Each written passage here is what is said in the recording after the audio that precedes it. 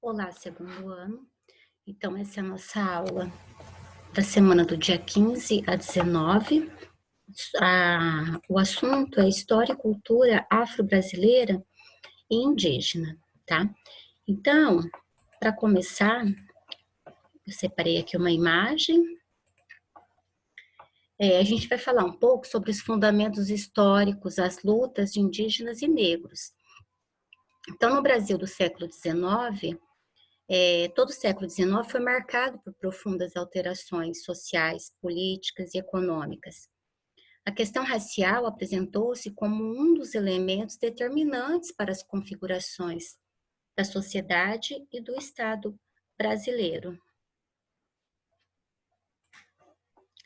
O Estado brasileiro se caracterizou por muito tempo pelo colonialismo, escravismo, como vocês já estudaram em história.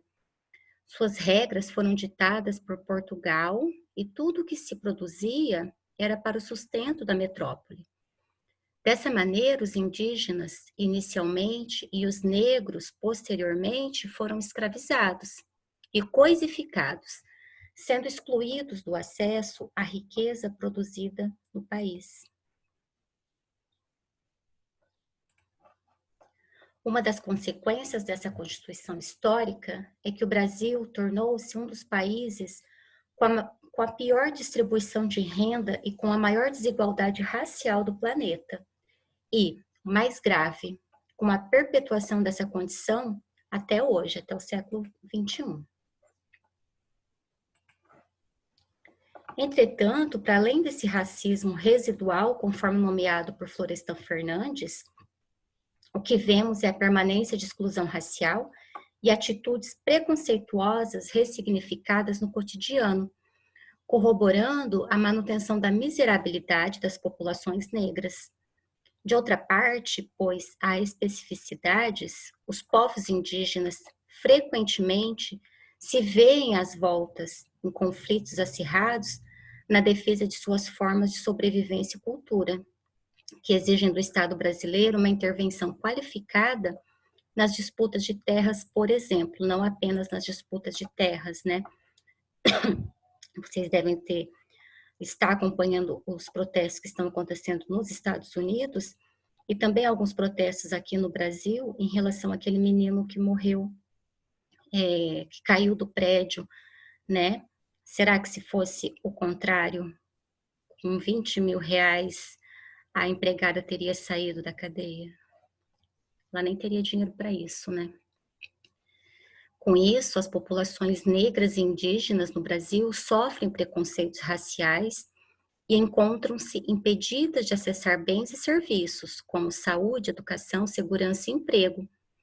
Os números do censo 2010 do IBGE mostram que, em diversos municípios do Brasil, a grande parte da população indígena em extrema pobreza, sem renda própria e sem terras também. O censo mostra ainda que a população indígena representa apenas 0,4% dos brasileiros, contudo, representa 2,9% da população em extrema pobreza. É na posição de base da pirâmide social, como revelam os dados do IPEA e do IBGE, em que o negro e o indígena se encontram até hoje. Portanto, compreende-se que de todos os setores sociais básicos, dos quais o negro é excluído, a educação é o que se contribui de forma decisiva para a mobilidade social dos indivíduos. A educação, quando pautada nos princípios da promoção da igualdade, do respeito às diferenças, pode influenciar nas chances de integração dos indivíduos de diferentes raças e etnias, na sociedade e na transformação da situação desigual em que se encontram.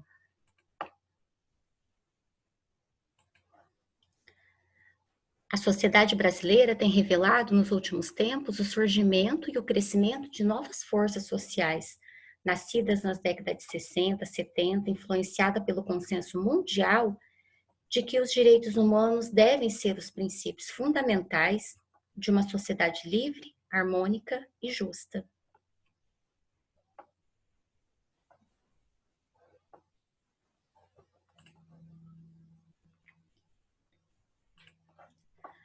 Assim, a Constituição Federal de 88 configura-se como a expressão dos anseios de liberdade, das lutas pela democracia de todo o povo brasileiro, e instrumento legítimo de consagração com força jurídica das aspirações por justiça social e proteção da dignidade humana.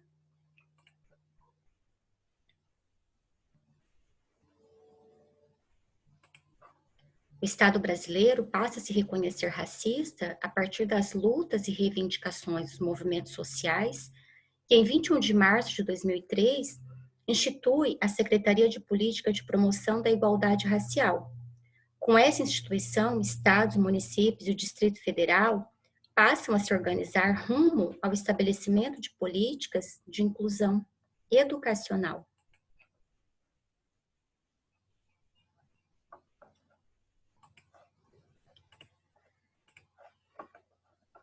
Para essa aula, eu vou estar postando, então, esse vídeo no campo de atividades, como vocês estão vendo. Os exercícios, né, por escrito, serão postados na próxima aula, tá? E ali no material, ali no mural, eu vou colocar, né, já está colocado, um material de apoio, tá? Para que vocês depois realizem os exercícios. Por que que eu mudei essa forma de dar aula, postar o vídeo num dia, colocar o exercício no outro, fazer somente uma proposta de atividade hoje, né? Eu acho que vai estar lá também no campo de atividades, depois também no mural. É uma regra da CED, tá? Uma orientação que veio, uma nova orientação que veio, que é para a gente postar dessa forma.